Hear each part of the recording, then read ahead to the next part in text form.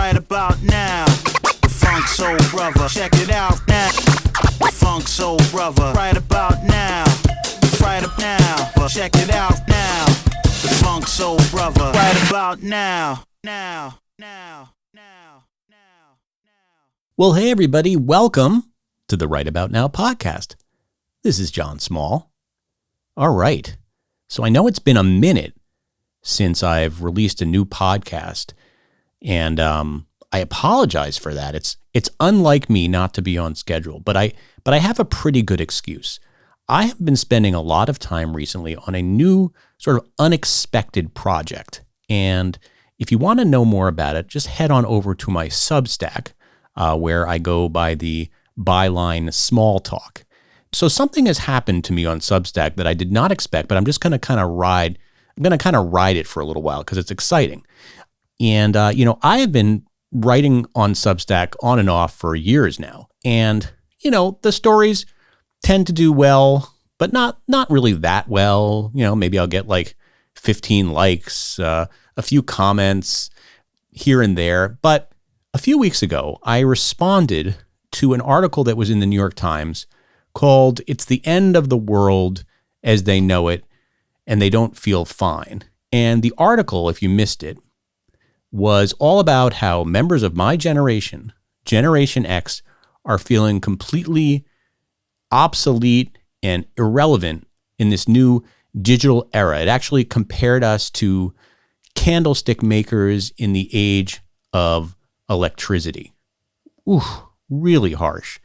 And like many in my generation, I had a very strong negative reaction to this story, and wrote a response. And, just posted it to Substack. Well, I guess I tapped into something, because we're now at like 18,000 views and thousands of, comments and likes. And the story went, I don't know, I guess you could say viral. So I decided to follow up with another story about Gen X. And that story also did quite well. And then I followed up with another one and did a podcast on the topic. And those did really well. And just recently, I wrote a story about the quintessential Gen X anthem, and that story also resonated. So I am excited about this topic. A friend of mine has now started calling me the Gen X Whisperer, which I take as a badge of honor because I am very proud of my generation. So that is what I have been doing for the last few weeks. So if you're interested in checking that out, go over to Small Talk. I'm not sure where this is all going, but as long as I have something to say on this topic, you will be hearing from me. All right, now let's get to the episode. This is a great one. Joining me on the show is Gretchen Rubin. Now, if you don't know Gretchen, you're missing out. She is a best-selling author, a podcast host, and probably one of the foremost voices on happiness and habits and, she would say, human nature working on the scene today. And you may have heard her name from a book that she put out, which has millions of copies sold, called The Happiness Project. And in that book, she spent a year or so trying out different ways to be happy and then reported back. This is my favorite kind of writing. And it was just a huge runaway success. And she followed that up with another book called The Four Tendencies, in which she basically narrowed everybody down to 4 different types of tendencies. And it's really fascinating stuff. And now Gretchen has a new book out, and it's called The Secrets of Adulthood. And the book is a collection of bite-sized wisdom, aphorisms that were written for her daughters, but really for the world. And it is just packed with all the wisdom and wit and knowledge that Gretchen has accumulated over the years, and she's got a lot. So in this conversation, we talk about her unexpected path from the Supreme Court to the happiness whisperer, I'll call her that, how she turned her book idea into an entire brand. We talk about the 4 tendencies. Which one are you? And why so many writers seem to share a tendency. We talk about her obsession with aphorisms and how she actually writes aphorisms. They are not easy to write. We talk about parenting, productivity, perfectionism. There is a lot that we cover in this conversation. We really got along, and I was thrilled to meet her. So, without further ado, I bring you Gretchen Rubin. Gretchen Rubin, welcome to the podcast. I'm so happy to be talking to you. I am such a fan of yours. I love your work. I will tell you later all about how I tried to emulate the Happiness Project for a project that I was working on. It's just such an amazing piece of work and a really good example of just truly good writing and a great idea that you've made into such a bigger thing than even what it was, which I also admire. But before we even get into all that, I have a book out right now that's about origin stories of writers. And you have such a really interesting origin story. I wish I had met you or talked to you before I put the book out, because I would have loved to have included your story in here. But can you share with us the origin story of how you got into writing? Because it's very unusual, and some might be surprised at where you started and where you are now. All right. So yes, it's kind of unusual. So just as a little bit of backstory about me, is something that has always happened to me ever since I was young, is that I will get intensely interested in a subject and I'll do a lot of research and sort of take notes on it. And so this is just something that's kind of in my nature. So anyway, I didn't know what to do with myself after college. I was good at research and writing. Where did you go to college, by the way? Yale. Yeah. Oh, I've heard of it. Yeah. Yeah. My father was a very happy lawyer. I thought, I'll go to law school. It'll keep my options open. I can always change my mind later. So I went to law school kind of for all the wrong reasons. Right. So went to law school. I did very well in law school. And I ended up clerking on the Supreme Court for Supreme Court Justice Sandra Day O'Connor. Wow. So I had no thought that I would become a writer myself, because I thought of writers at that point as being either playwrights, poets, novelists, or journalists, or academic writers. Right. And at that time, people didn't really talk about creative nonfiction the way they do now. And so I didn't really, and I was a person who always read nonfiction, always read fiction. Now I read a lot of nonfiction, but growing up, I always read a lot of fiction, almost all fiction. So I just didn't see, I just didn't even think about it as something that was sort of relevant to me. But when I was clerking, I was out one day, on my lunch break, and I because I do have this kind of, I get intensely interested in different wacky subjects. I will often ask myself rhetorical questions. And so one rhetorical question was, what am I interested in that everyone in the world is interested in? And I thought, well, power, money, fame, sex. And it was like power, money, fame, sex. It was like this one big subject in my mind. And I immediately became absolutely preoccupied. And I would just do so much research in all my free time, after work, on the weekends, all about this subject, which to me, everything felt very related. Power, money, fame, sex. Well, you're in Washington. Yeah, exactly. I have so many great Washington examples. So I was just doing this for fun, just like this was just kind of the thing that I do. And then finally it occurred to me, this is the kind of thing a person would do if they were going to write a book. And then I thought, well, maybe I could write that book. And I literally went to the bookstore and got a book called something like How to Write and Sell Your Nonfiction Book Proposal. And then I followed the directions. And that became my first book, Power, Money, Fame, Sex, A User's Guide. And you found a publisher and everything. It wasn't like, you found it, not self-published at this time. Yeah. No, so I had to get an agent first, right? And that's even harder. I mean, I think the big secret is it's harder to get an agent than it is to get published. That's so true. So that was a whole thing. I had to write a proposal. I had to do all, that makes it sound very easy, and it was not easy. But that project did end up becoming my first published book. So now, once that happened, did you stop your internship on the with Sandra Day O'Connor and decide I'm now going to be a writer, not a lawyer, despite going to law school? I did take one more job, which was to be one of the chief counsels to the chairman of the Federal Communications Commission, which sounds really boring, but was actually a super fun, interesting job. But I was continuing to do the research on the book, and also to do the research on how do you become a published author, which is itself a whole huge project. And then at that time, my husband and I were living in Washington, D.C., and we decided to move back to New York City. And so I had to decide, would I get a law job in New York City or not? And I decided, I was like, look, I would rather fail as a writer than succeed as a lawyer at this point. I can't think of a law job that I want. I want to write this book. This is the time. Let me try it and either succeed or fail. But I was afraid that if I took another legal job at that point, I would just be so on that track that realistically I would not be able to step off of it. And so when we moved to DC, we met in law school, Yale Law School, and my husband switched from law to finance, and I started going full time, trying to get an agent and trying to get a book deal.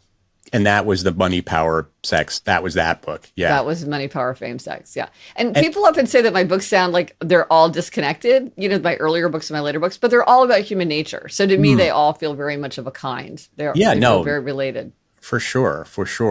So talk to me a little bit about the genesis of the Happiness Project, because that's really what put you on the map. Yes. Tell me a little bit about where that all came from. Well, like many people, I worked very hard for 10 years to become an overnight sensation. Many people have no idea that I wrote 3 books before I wrote the Happiness Project. Isn't that amazing? Right. Yeah. So that's good to know, right? Okay, writers that are listening, people struggle. Yes. There's a struggle. When your favorite writers, it always just seems like they just fell into this kind of amazing career, but you don't know the sort of back. So it's nice to know that there was 10 years. Not nice for you, but for us to know that there was 10 years. Yeah, you don't know the failure and the things that kind of never come to be. So with the Happiness Project, and here's an example of failure. Okay, so I wrote Power, Money, Fame, Sex. Then I wrote a short, unconventional biography of Winston Churchill, and then I wrote a short, unconventional biography along the same line of John F. Kennedy, called 40 Ways to Look at Winston Churchill, 40 Ways to Look at JFK. And I love these books. So now if your book does not succeed in the marketplace, what your editor says to you is your book didn't find its audience.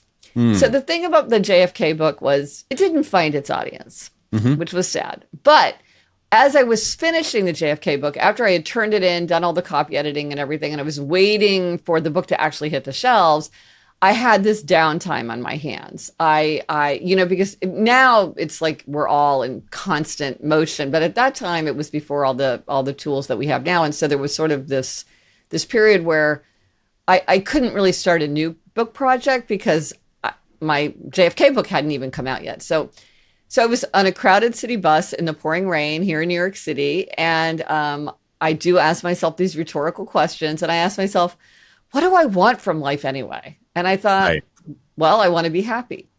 And I realized I didn't spend any time thinking about whether I was happy, if I could be happier. Can you even make yourself happier? Is that even possible?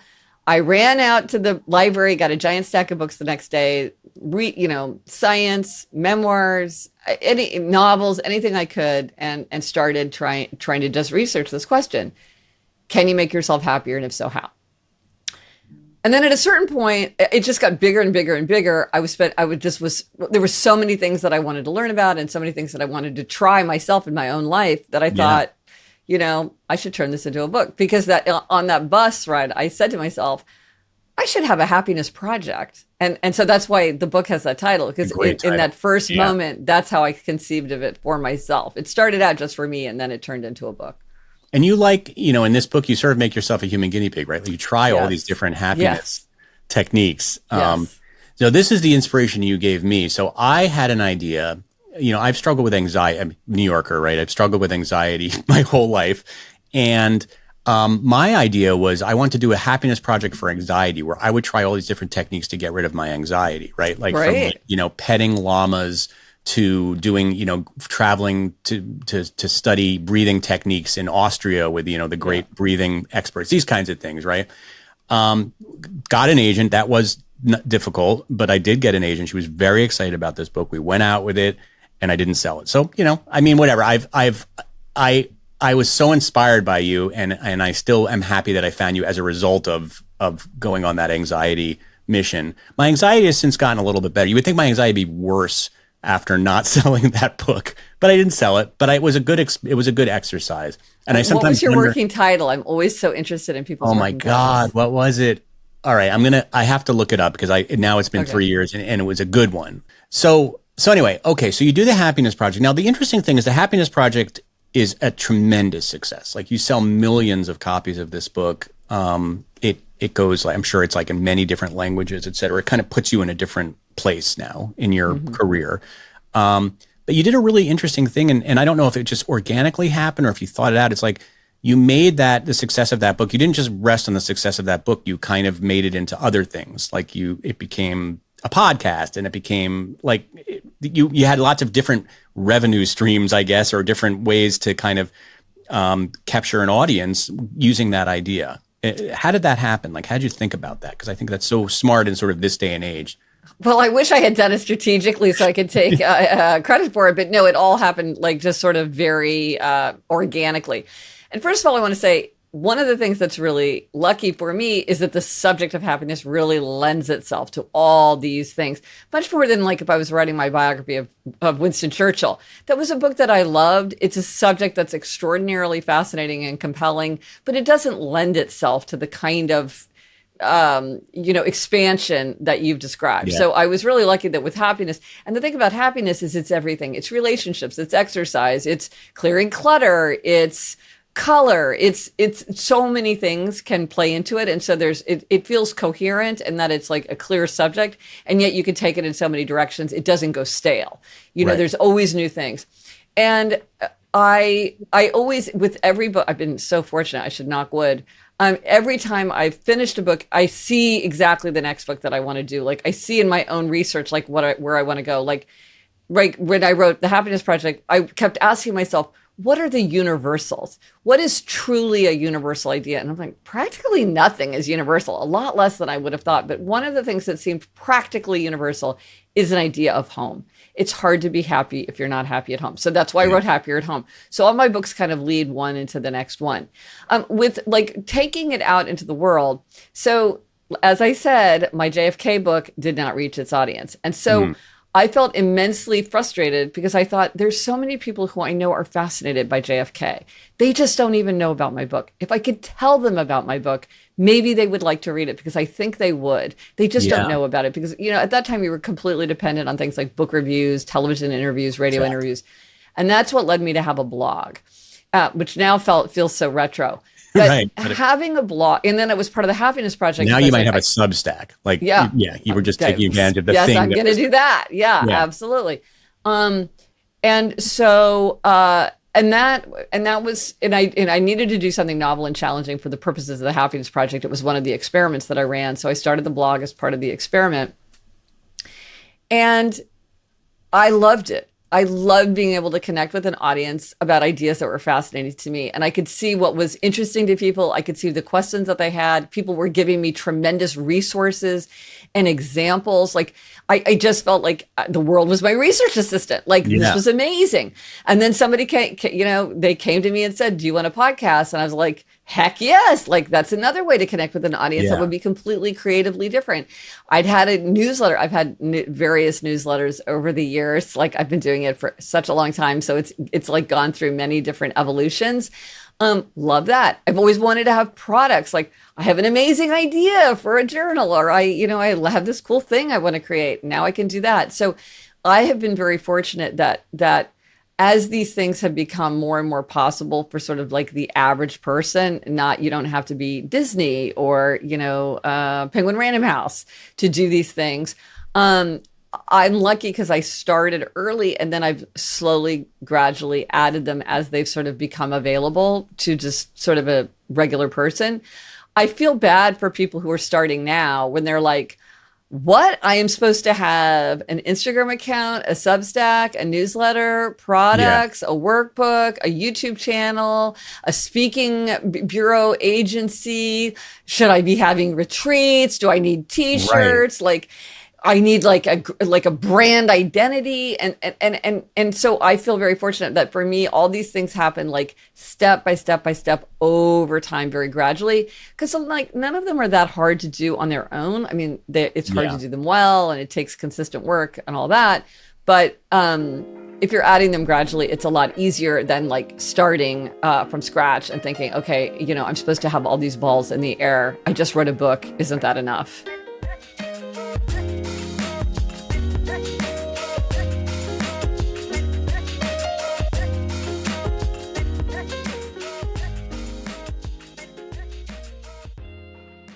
Hey everybody, it's John here. I want to share some news about our sponsor, AG1. They have upgraded their formula. That's right, after years of development and millions invested in research, the new AG1 Next Gen will include 5 clinically studied probiotic strains, an enhanced methylated B complex, and new and increased vitamins and minerals. Look, I put AG1 powder in my smoothie every single day.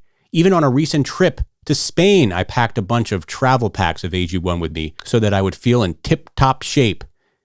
AG1 is truly my go-to source for vitamins and gut health. And AG1 is now offering new subscribers to the pod a free $76 gift when you sign up. You'll get a welcome kit, a bottle of D3K2, and 5 free of the aforementioned travel packs in your first box.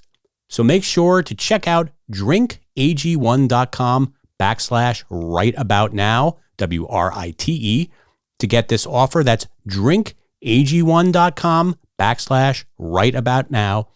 Enjoy. I mean, there's so many lessons to take away from your experience. I mean, one is I love that idea that you just didn't kind of rush into it. I think a lot of us might have like a little marketing plan they put up, like I'm going to do a YouTube and I'm going to do a website, I'm going to do a Substack, and it's like it's too much, especially if you're kind of one person doing this all. It is. I mean, eventually, I'm sure you had you had some help, but very late did I get a team. Right. Now I do, and it's amazing. But for a very long time, it was just me, and then it was just like me and one other person who was fantastic. But it's hard when you're like, because all these things now have become so specialized and so professionalized. It's like, anyway, you feel like if I spend all my time on X, I could do it so well, but I have to do a lot of things kind of badly. All right, brief, because I found the name of my book, and it's going to drive me crazy. Okay, it was called Anxiety Attack: The Year I Tried Cannabis, Llamas, Sound Baths, and Sauerkraut to Rewire My Worry Brain. I like it. I thought it was good. I almost feel like the subtitle might be better than, and I'll tell you, I tried so many variations on like the anxiety, project, like so many kind of the anxiety files, the anxiety. Yeah, I couldn't find it. Sometimes I think that, and I'm sure maybe this is kind of what happens to everybody. I got a lot of very positive, we went out to everybody. I got a lot of very positive responses, but the kind of common thread was, we don't think enough people this will resonate with a big enough audience. I just think that's bonkers. Maybe you should take it out again now. Now, I do know, I don't know if you want to get into too much shop talk, but I do know that Andrea Peterson wrote a book called Anxious. Mm-hmm. She's a journalist, and she wrote about sort of like the science of anxiety and like how she's a very anxious person and tried it. So if they had said to you like, hey, this book just came out or is about to come out, and we think that they're too similar, I could understand that. But if you're saying like, oh, I don't think enough people identify as anxious and are looking for ways to get less anxious, I'm like, where have you been? Right. And it's like, are you in New York City right now? Like, I mean, it's like it's like the common language of New Yorkers. No, but not even New York. Like I'm from Kansas City, and I mean, everybody's talking about it. Maybe take it out again and be like, hey, if I was prescient, but everybody else is now caught up with me, because I think that and then you look at like how you said cannabis. I mean, look at how psychedelics have like caught fire in terms of, anxiety prevention and PTSD and all that. So I don't know. I don't know if you can take a book out again, but I don't know if I can take that again. But it was an interesting exercise, and I think it sounds great. Well, thank you. I probably should have asked for your opinion before I even started putting it out there. But anyway, all right, moving on. Now, I promise I'm going to get to your current book, because I'm super excited to talk about that as a parent and somebody who can totally relate. But I do want to talk about the personality tendencies, because this was another big thing that you did, and I love things like this. And so but first of all, maybe better for you to explain what they are than for me to try to explain it to the listeners. Okay. So we're talking about the Four Tendencies, which is a personality framework that I feel I invented it, but I actually feel like I discovered it like an archaeologist or something. When I was writing Better Than Before, which is my book about how to make or break habits, because I was trying to make sense of like sort of odd patterns within habit formation that I couldn't understand, like why people sometimes could successfully change habits and then other times they couldn't. And I was trying to make sense of that. And that led me to this Four Tendencies framework, which divides the world into upholders, questioners, obligers, and rebels. So I'll briefly describe it now. I'm so happy to hear that it strikes a chord with you. Oh, for but sure. if people want to take a quiz, which will give them an answer and like a little report on how to think about their tendency, just go to GretchenRubin.com and there's a quiz there that's free. And like, I don't know, 3.5 million people have taken the quiz. I've taken it a few times. I took it again this morning because I just wanted to make sure I was still the same thing, and I still am the same thing. Oh, I can't wait to hear what you are, but don't tell me yet. Don't tell me yet. Okay, I won't tell you. Okay, so yes, this is, are you an upholder, a questioner, obliger, rebel? And once you do this, they're so easy to spot. Like we could do Better Call Saul, we could do Game of Thrones, we could do The Office. So what it's looking at is something that seems very boring and dry, but is actually really juicy, which is how you respond to expectations. And we all face two kinds of expectations. Outer expectations, like a work deadline. Inner expectations, like a New Year's resolution. So depending on whether you meet or resist outer and inner expectations, that makes you an upholder, a questioner, an obliger, or a rebel. So upholders are people who readily meet both outer and inner expectations. They meet the work deadline, they keep the New Year's resolution without much fuss. They want to know what other people expect from them, but their expectations for themselves are just as important. They tend to love calendars, to-do lists. They don't need a lot of accountability or supervision or deadlines. Like they're very kind of self-executing. They can be rigid. So their motto is discipline is my freedom.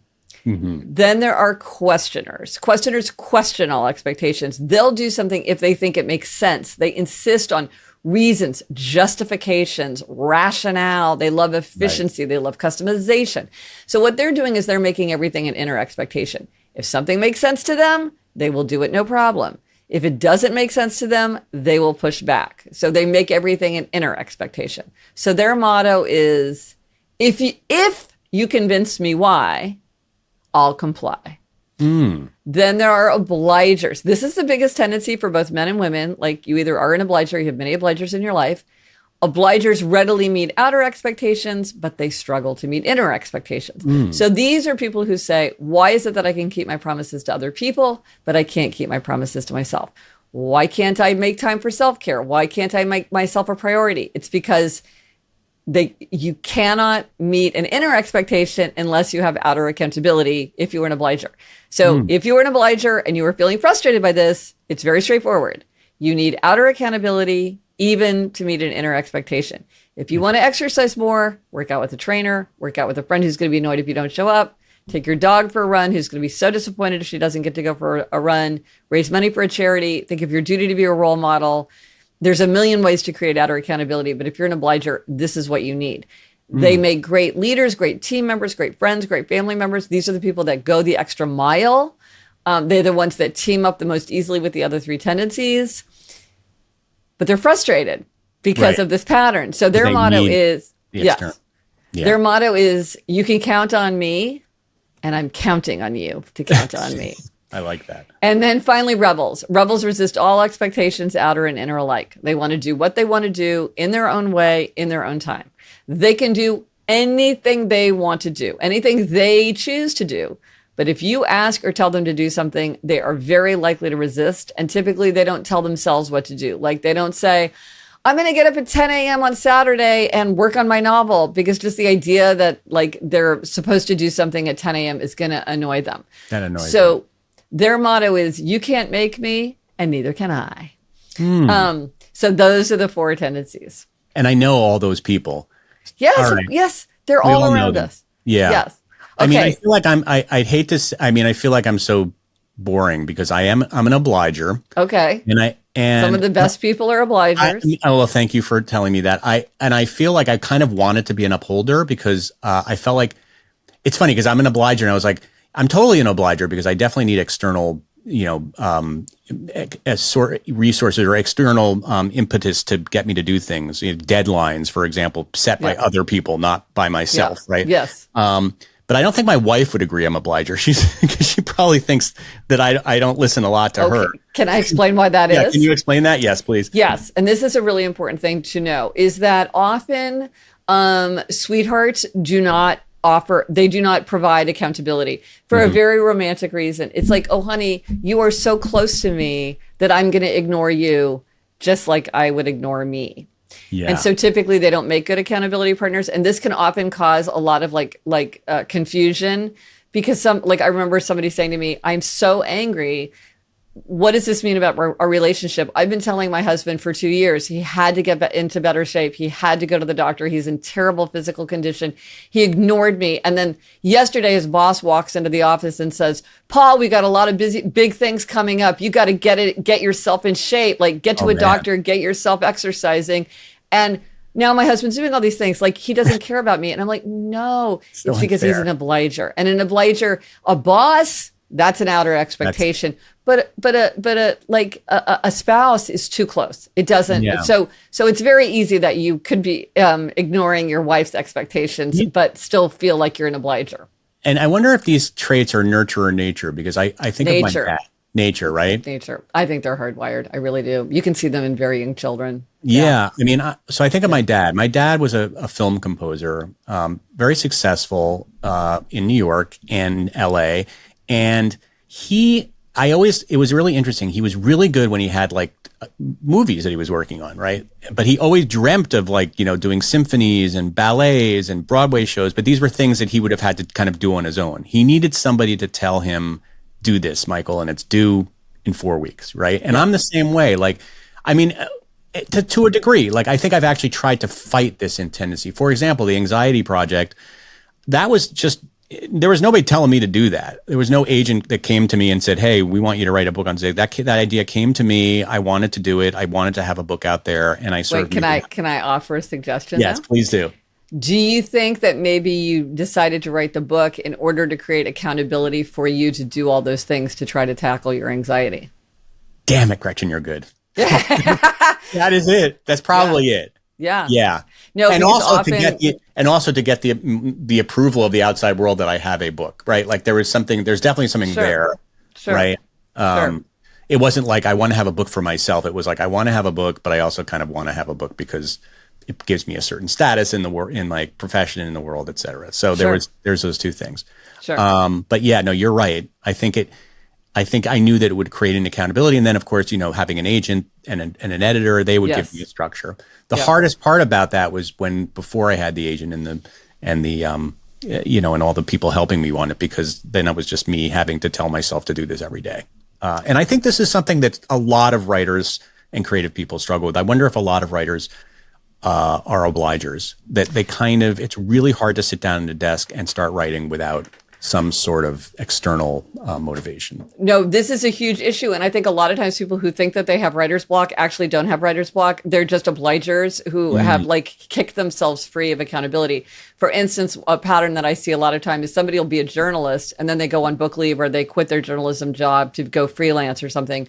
And then all of a sudden they're paralyzed and they think that it's all these things going on. And I'm like, no. It's like you had an editor, you had deadlines, you had, you were part of a system that was putting that accountability on you. And now you're just in a free space. And so what you need to do is create accountability. And I remember a friend of mine who was an obliger. She actually said to her agent, I'm a person, she didn't know the word obliger, but she was like, I'm a person who needs deadlines. I need you to create deadlines for me. Make them up. Just don't tell me they're fake and hold me accountable to them. And the agent, thinking that she was being helpful, was like, oh, no, you're great. Like, it'll come. I have faith in you. And then this person ended up writing an entire memoir in 2.5 months, right before the catalog came out. And she was very upset because she's like, I could have done a better job, but I just couldn't get myself to start until there was really a deadline looming. Whereas if the agent had known about this framework, they could have said said, let's do it. I expect a chapter every month and I'm going to send you an email and my assistant's going to chase you down and you can work it out to create it. But then on the other hand, it can be exactly counterproductive. So if you're a rebel, you might exactly find it you might resist doing your writing if you feel like you've got an editor asking for it or an agent nagging you, or even just the idea that you have a pub date that you have to work toward. I know somebody who was writing a nonfiction book and he wrote the whole thing before he tried to sell it. And I said, that's unconventional. Why did you do that? And he said, because I know I wanted to write a book because I felt like writing a book. I had a lot to say and I like writing. And so I thought, I'm going to write a book for fun. But then once I wrote the book, I'm like, this book is great. I want this book to be out in the world. I want to get paid for this book. And so then I got an agent, and then I got an editor, and the book got published. But he knew himself, because he's like, some people need those deadlines. He's like, those deadlines will make me bonkers. I won't write the book if I feel like I have those deadlines. Can't imagine being that person. That's so cool. But that's the thing. Well, rebel is the smallest tendency. And I think a lot of times we don't understand like how trying to be helpful, you could actually get in the way of a rebel. You're better with a rebel just being like, hey, you got this, do it in your own way. I know you're going to knock my socks off at the end. And then as an upholder, I realized like upholders don't really need that much accountability. Like it's not that hard for me to just be like, oh, okay, now I'm going to write a book about the empty nest. And I'm like, I'm going to write a book about the empty nest. And I'm like well underway with that book. And I haven't sold it yet or anything, because I'm like, well, I really want to have a clearer sense of like exactly what my argument is before I like start like writing a proposal for it and everything. But I'm like, but I don't worry about that, because as an upholder, I'm like, I that's fine. It doesn't matter to me. But now I know that about myself, so. Is that the book you're working on now, An Empty Nester? That's what I'm going to work on now. That's such a great idea. Yeah, thank you. Yeah, I'm really interested in it. Are you Generation X? You are, right? Yeah. I've been recently on Substack, and I've been for 3 years. I've been kind of writing, about writing, and I suddenly started to write about Gen X issues and like stuff that really applies. I'm Generation X as well. To our generation. I have found a tremendous response to this. And I feel like like all of a sudden my post, as opposed to getting 10 things, I'm we're getting writing that down. 1,000. It's called small talk. Thank you. It's called small talk. But emptiness, I want to bring you back when you do the book about emptiness, because that is such an issue that we're dealing with. Now, my kids are a little bit young. I have a son that's 19 that's in college in London, and then I have a daughter who's in freshman in high school. So I still have 4 years, or probably 3.5, 3 years. Yeah. But it's coming, and most of my friends are empty nesters, or about to be there. So very big issue. Anyway. But that's a great suggestion. And this is like, here's a little tip for writers out there, which is, this is an angle that I hadn't considered. The idea, like, this is actually a generational thing, and the Generation X is now experiencing this. And so that's like a way to talk about the book in a way that I hadn't thought of. So cool. I'm going to write that down, because in a week I will have forgotten it, but then flash forward to when I'm like, what are the hooks for this book? Or like, who can I connect with? That's like, maybe there's a Generation X angle here, and so that's really helpful. Well, this is thank you. I'm glad that you to help you, and you've helped me certainly a lot in your career. Let's seg now to your book, Secrets of Adulthood, because this is a good segue, because this is also an issue that I think a lot of Gen Xers are dealing with, is like giving your children really good life advice that you kind of maybe wish you got, or that you just gleaned over the years. And frankly, it's hard to think about advice to give your kids. And also they're not always so receptive to it, right? I always feel like our kids learn so much from their peers, right? And like when I try to like have the talk with my son or whatever, they're kind of like a little bit eye rolly. Yeah. But tell me a little bit about the genesis of why you decided to write this book. Well, exactly. As you say, I had these two girls going out into the world, and I wanted to write down some of the lessons that I had learned the hard way through time and experience, like to try to save them from some of my suffering. Yep. But then I wanted to remind myself of them just as much, because I feel like I'm learning the same lessons over and over and over. For instance, with writing, working is one of the most dangerous forms of procrastination, right? Like, how often do I do research? When I'm like, that is not original, right? I have a friend who is like, I've been thinking about fonts, and I'm like, let me jump in right now and tell you, you are not working. You are, you're screwing around. So part of it was to capture these lessons. And then, I have always loved the literary form of the aphorism. This is an ancient literary form. It's when you have you have an observation about human nature, and you try to really crystallize it into a sentence or two.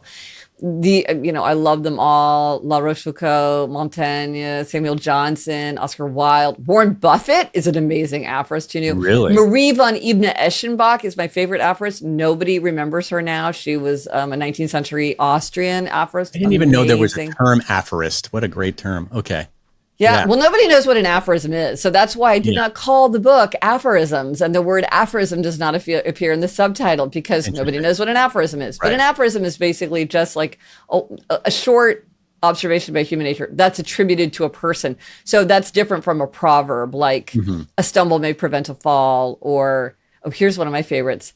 Sailors fear fire more than water. It's like, okay, what do you make of that? So anyway, that's a proverb. Yeah. And so as I was writing my books, particularly starting with the Happiness Project probably, but then increasingly over time, I was really trying to, when I had a big idea, I was really trying to see if I could crystallize it into just like a single sentence, because that is really the truest test. Here's an aphorism. The truest test of a man's intelligence is his ability to make a summary. That's from Lytton Strachey. And there really is something about, like, you really have to push your thinking to absolute clarity in order to really express it in a very brief way. This is so true. I'm sorry to cut you off, but I tell my writing students this sometimes, that if you can't distill your story idea into a one sentence, then you probably don't have a good story idea. It's same with like a television show idea or a log line for a movie. Yes. Etc. So it's a discipline. It's a real discipline. You know, it's funny, just as a side note, for people who love to read, there's a wonderful podcast called Backlisted where they read backlist books and talk about them. I love it, love it, love it. But one of the things that they often do, because they're book professionals, is they will take a book that was written like in 1950, often that has been republished, and they'll read the summary of the book and they'll talk about, does this summary like make you want to read the book? Does it accurately characterize the book? And sometimes they'll have like 2 or 3 different versions like over time. And it is fascinating because you're like, wow, like I wouldn't have said that about The Great Gatsby or whatever. This is often the hardest type of writing to do, by the way. So the fact that immensely difficult. I mean, immensely difficult. Short, it's counterintuitive, right? But the shorter the writing, the much, much, much harder. I mean, even this is the old joke. I'm sorry I wrote you such a long letter. I didn't have time to write a short one. That's great. Totally perfect. Yeah. So I admire that you did this, because I can't even imagine. I don't even think I could write one aphorism, and you've written, what is it, hundreds in here? Yeah. Not hundreds, but a lot, many. 200. Wow. Yeah. So kudos to you for that. So we should probably talk about a few. I'm curious, you now the book is out in the world, you've gotten some feedback, right? And I'm curious, like, you never know what is going to resonate with people. So true. Right. So I'm curious, like, some of the ones that might have surprised you that seem to be resonating. Yes, I know. And you're exactly right. Like, that's part of what's so fascinating is like, what's going to strike a chord with other people, because you never know with your own book, what is going to strike a chord. Well, one of them that a lot of people have mentioned to me is the secret of adulthood, that we care for many people we don't particularly care for. Explain. Let's go a little deeper into that. So what does that don't mean? you care for some people that you don't particularly care for? Yeah. Yeah. It's the obliger in me probably is wanting to people to like me or whatever, to I don't know, to the external, wanting external good feedback. But I care for people I don't particularly care for. It's like in people in your family where you're like, I don't particularly care for that person, but you deeply care for them. Yeah. So both things. Yeah. Yeah. I see what you mean. Yeah, for sure. Another one that is funny that I didn't think that a lot of people would pick up on, because to me it was like more sort of a fun one. It was like, remember that like sleeping with a big dog in a small bed, things that are uncomfortable can also be comforting. For some reason that kind of like catches people's fancy. I love that. Yeah. Yeah. One is what are some other ones that people always talk about? This is funny because I wrote this in my book Better Than Before, that's all about habit change. And to me, this didn't even feel like an aphorism. It just felt like kind of just like an obvious fact that I just sort of wrote as just a transition. It wasn't like, oh, this is a big insight to me, but many, many, many people are like, oh my gosh, this like blew my mind, which is what we do every day matters more than what we do once in a while. And it works both ways. Like, if you are basically writing every single day, it doesn't matter if you miss a week for spring break, because what we do every day matters more than what we do once in a while. On the other hand, if you basically never write and then once a month you sit down and you write for 5 hours, it's not really going to matter, because what we do every day matters more than what we do once in a while. So it can be reassuring or threatening depending on what angle you're looking at it from. But to me, that was just like, that's obvious, right? But but I think that's great. I can see why that would resonate. It's kind of freeing to know that. It puts a lot less pressure on yourself. Well, it's just the long game. We've all got to just be thinking about, like, what does the average day look like? Like, let's think about that. not the extraordinary, the like rare and extraordinary effort. All right, before I want to get back to a few of these because I want to certainly tell you some of the ones that really resonate with me. That's what I want to hear is which ones. Yeah, exactly. You. I want to talk about a little bit though about the process of coming up with these aphorisms because I can't imagine just sitting down in front of a computer and being like, "Here we go." No, you can't do that. So how did it happen for you? Like, are you thinking these in the shower and then running out and being like, like what? Yeah, yes. I have a giant document called One Sentence Aphorisms, and I write them down. And so again, like starting in the Happiness Project, been starting to do this more and more. So I like dumped in ones that I had already created for my books just to get me started. And then, so I often have a hooky book. This is my Busman's Holiday. So I'll be working on like my main project, and then on the side, I'll be working on another book. So like when I was writing Happier at Home, my hooky book was actually turned into the book Outer Order, Inner Calm. And when I was writing Better Than Before, my hooky book was turned into the Four Tendencies. And so, but then sometimes they don't turn into books. Like I wrote this, I went through this period of being absolutely preoccupied with color. Yeah. Just the subject of color. I was absolutely enthralled. And I wrote this book, which I love. It's a little short book called My Color Pilgrimage. I love this thing. I really polished it. It's, and I've shown it to a few people and they're like, well, you really had fun with that, didn't you? They're not excited about it. So I don't know. That may never see the light of day. So not all my hooky books actually turn into real books. But this, when I was writing Life in 5 Senses, I started to think like, oh, maybe this could be not just something that I'm doing kind of like in the background as part of my regular note taking, but really as a standalone project. And so then like you say, like I was constantly thinking about them and like, and trying to hone them. They took so much editing. But then when I ended up with a lot. And what I realized is I wanted there to be some kind of like aim for the book, like some kind of reason for the book. And so I thought, well, I'll pick the ones that are secrets of adulthood, where there really is some kind of lesson for making decisions, dealing with relationships, getting yourself to like do something, like where you could say like, this is a secret of adulthood. Like something that can be done at any time is often done at no time. That's a secret of adulthood. But then I had some that were just what I would call mere observations. Like a dog doesn't gaze at a waterfall. Yeah. It's true a dog doesn't gaze at a waterfall. That's a mere observation. And then I have a lot of dark aphorisms. These are the bleak aphorisms that are like judgmental or super pessimistic. Yeah. Do you remember one off? Yeah. Like one of them is praise is a form of judgment. Encouragement can be an attempt to control. Interesting. That is true. You have to think about how do we judge those who courageously overcome obstacles that they've put in their own way? I love that. These dark. Are good. It's not. Yeah, they're dark. Not everything has to be like upbeat. Of course, the ones I like are all like really happy. But I want to get to those. But another question comes to me, and I think this will come to a lot of parents out there listening to this. It's like, how do you give your kids advice? I always am jealous when I hear somebody interviewed and they're like, my dad used to always say to me, and it's some aphorism, right? Or some saying.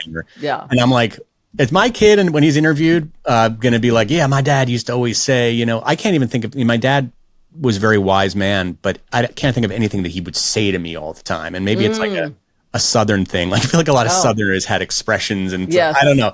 Yeah. So my dad once said to me, and it meant something that meant a lot to him was my best. Your best is good enough. That was something that had come to him at one point. Well, that's good. I like that. Your best is good enough, because I think he was always feeling like he was some sort of an anti-perfectionism kind of message there.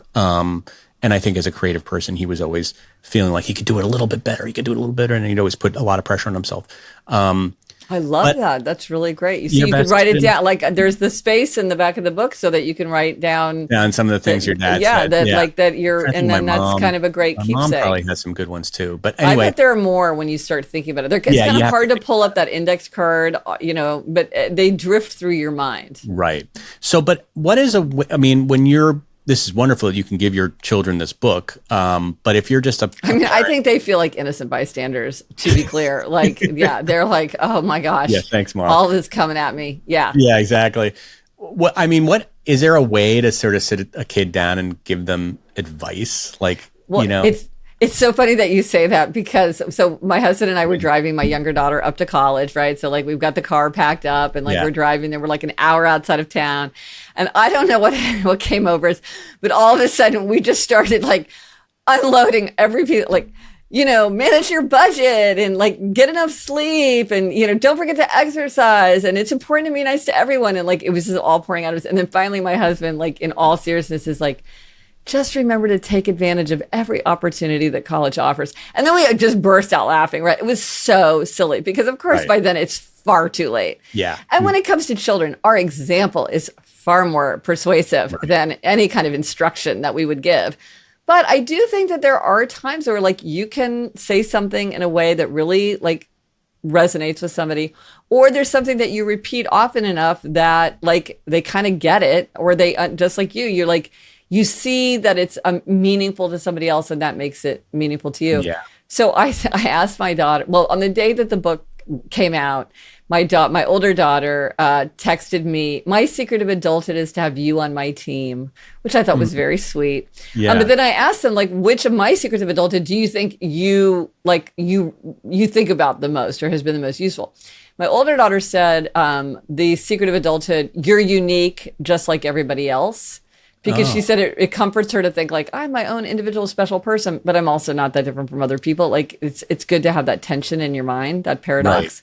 Right. And then my other daughter said, don't expect to be motivated by motivation was the one that she thought of a lot. I like that one. I definitely had that one on my list. That's because as an obligers often think if they work themselves, they think, why am I not getting these things done? I must not want it enough. And upholders, questioners, and rebels will say, get clear on what you want, and then you'll do it. And obligers are like, okay, I'll just do that. And it doesn't work for them. No. Because motivation doesn't work. Yeah, no, don't expect to be motivated by motivation. Yeah, I don't like motivation. I mean, it's just not. It doesn't work. I don't even really believe in it. I think it's a concept that's very confusing. Anyway, yes, we digress. Yeah, but that is the secret of adulthood. Yeah, don't expect to be motivated by motivation. I love that. One of the things that I wrote down here: there is no right way to create a happier life, just as there is no best way to cook an egg. Yes. And I love that because, being a magazine writer for many years, I was actually an advice columnist when I worked at Glamour. I used to write this advice column called Fun. Jake. I always felt a little guilty with that because I would be giving advice, but realize that there's no one piece of advice that works for everybody. Right. Yeah. And so I think you need to know that going into life, that what might be good advice for one person is not good for you. And that could be in any regard, whether I just couldn't agree more. I think that's so important. And I think people just don't understand it. They think there's a best way. They think there's a right way. They think there's a most efficient way. They think if it works for me, it'll work for you. And if it doesn't work for you, you're doing it wrong. Or they think it works for you. What's wrong with me? It doesn't work for me. I must be lazy. I have no willpower. Yeah. What's wrong with me? Instead of being like, another one of my secrets of adulthood is no tool fits every hand.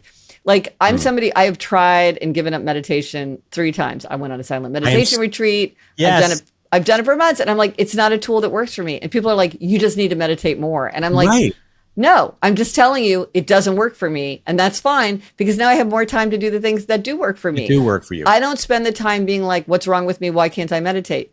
It doesn't work for me. All right, I'm so happy to hear this, because it's exactly the same with me. And I can't tell you, people have told me, have you found mindfulness? You'll love mindfulness. You got to do mindfulness, or you got to smoke more pot. You're just not smoking the right kind of pot. I'm like, no, pot doesn't work for me. Like, I don't like pot. Like, it's not. But I think you're exactly right. Instead of spending the time thinking, well, what am I like? What works for me? What has worked for me in the past? What hasn't worked for me in the past? Let me get clear on myself.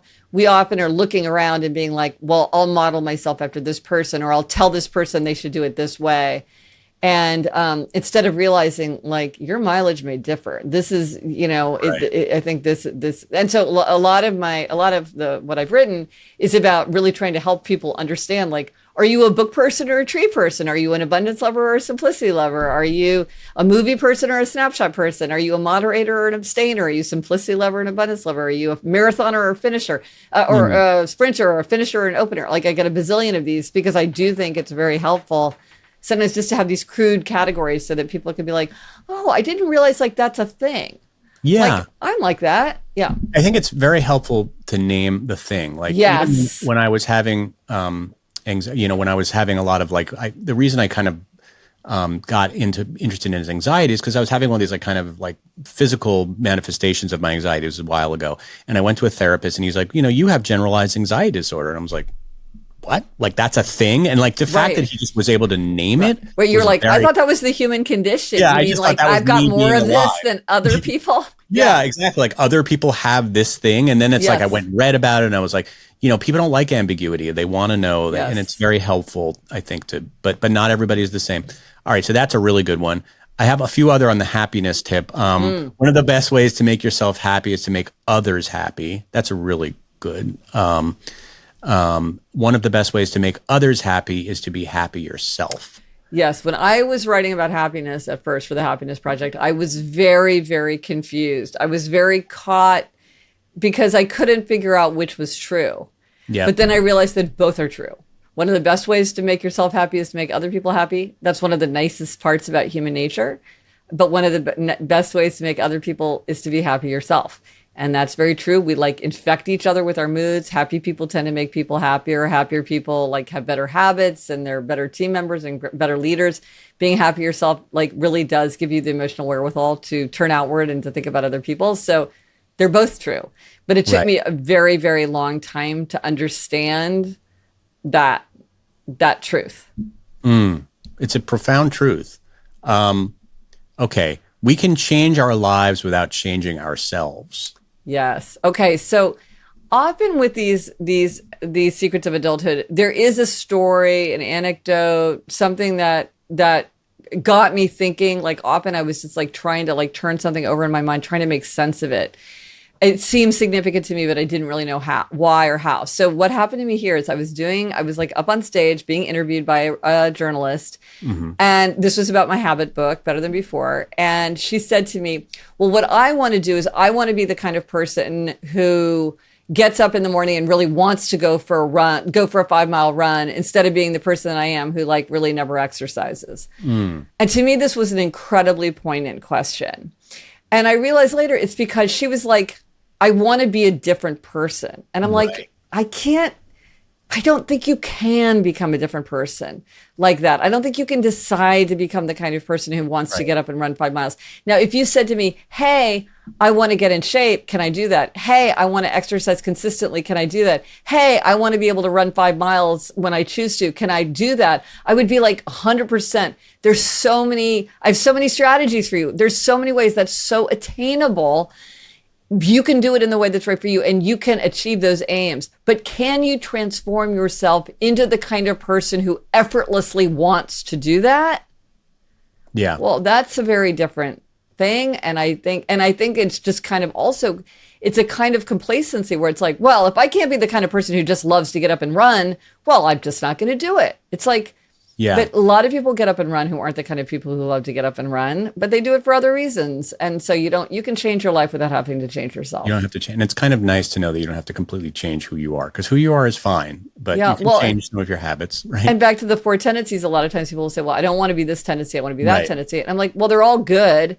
They all have strengths and weaknesses. And so it's really like, how do you achieve what you want to achieve for yourself in the way that's right for you, instead of like wishing that you were a completely different category of person. Do you think you can change your personality trait? Like, do you think you can become an obliger, can become a rebel? No, because you're you're hardwired a certain way. And that's I will say, I think for the vast majority of people, that's true. And that you're one throughout your whole life. But I will say that in my observation, there are these rare group of people where they've had some kind of massive personality upheaval in their life. So either they've like recovered from a huge struggle with addiction, or they're on some kind of medication that has like profoundly personality changing effects, or they've had a near death experience, something like that, then they they kind of exit the framework of the Four Tendencies. And I haven't been able to like see enough of them and observe them enough to know where they go.